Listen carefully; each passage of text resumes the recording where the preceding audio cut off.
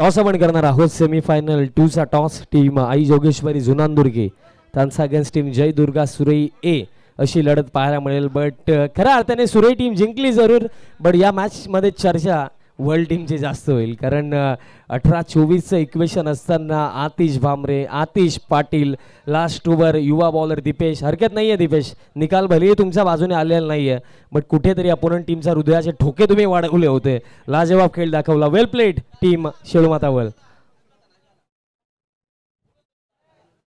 Toss आपण आधी करणार आहोत, त्यानंतर प्लेअर ऑफ द मॅच आपण अनाऊन्स करणार आहोत. सर टॉससाठी आधी या.